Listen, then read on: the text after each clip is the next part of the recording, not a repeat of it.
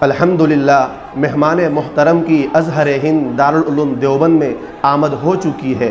اہلاً و سہلاً و مرحبا، دلوں کی گہرائیوں سے خیر مقدم، خوش آمدید اے محترم مہمان، دیار علم و عرفاں آپ پر نازاں ہے۔ وزیر خارجہ افغانستان، جن کی طالبانی اخوت و حمیت نے امریکی شناخت کی دھجیاں اڑا دی اور ان کی حکومت کا ڈنکا پورے عالم میں بجتا دکھائی دیا، آج دارالعلوم دیوبند کے شیخ الحدیث مولانا مفتی ابو القاسم نعمانی صاحب سے وہ اجازت حدیث حاصل فرما رہے ہیں۔ کسی شاعر نے کیا خوب کہا ہے، ایسے درویشوں سے ملتا ہے ہمارا شجرہ جن کے قدموں میں کئی تاج پڑے رہتے ہیں۔ وزیر خارجہ کے استقبال کے لیے دارالعلوم دیوبند کے پرجوش طلباء، استقبال کے لیے جی ٹی روڈ اور شیخ الاسلام منزل آسامی منزل کے سامنے کا منظر۔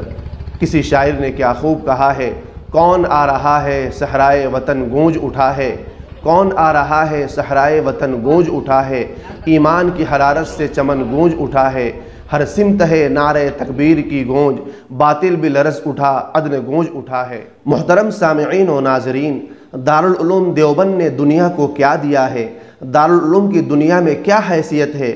بولنے والوں سے عرض ہے کہ وہ افغانستان کے وزیر خارجہ سے جا کر پوچھے، آخر آپ دارالعلوم دیوبند کی زیارت و ملاقات کیوں کرنا چاہتے ہیں؟ اس کاخ فقیری کے آگے شاہوں کے محل جھک جاتے ہیں، سو سلام ارواح اکابرین دیوبند پر۔ محترم سامعین کرام، آخر میں آپ سے گزارش ہے کہ اس ویڈیو کو لائک کر دیجئے اور اپنے دوست و احباب میں شیئر کر دیجئے۔ شکریہ، والسلام علیکم ورحمۃ اللہ وبرکاتہ۔